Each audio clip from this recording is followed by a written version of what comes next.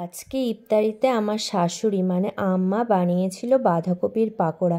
সত্যি কথা বলতে এই টেস্টের বাঁধাকপির পাকোড়া আমি কখনো কোনো দোকানে খাইনি, এত সুন্দর টেস্ট হয়েছিল। তো কিভাবে বানিয়েছিল চলো একবার আমরাও দেখে নিই। দেখো, প্রথমে বাঁধাকপিটা কুচি করে নিয়েছে ধনেপাতা, পেঁয়াজ কুচি আর আদা, আর তারপরে তার ভিতরে দিয়ে দিয়েছে লবণ, তারপরে বেসনটা দিয়ে দিচ্ছে।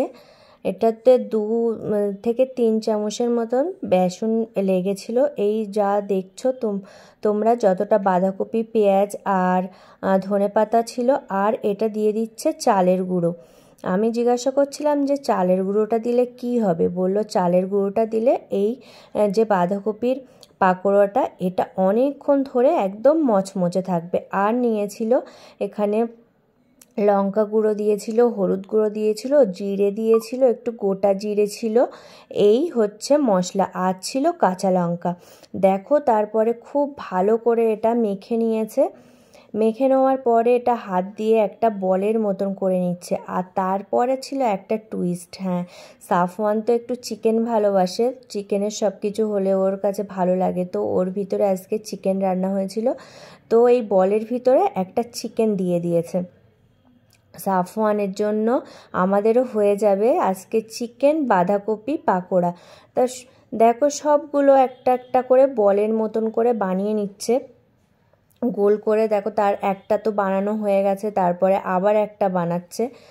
দেখেই তো আমার মানে মনে হচ্ছিল খুব দারুণ টেস্ট হবে। আর আম্মা বলছিল আজকে আমার ভাইকে সারপ্রাইজ দিয়ে দেবো, মানে নাতিকে।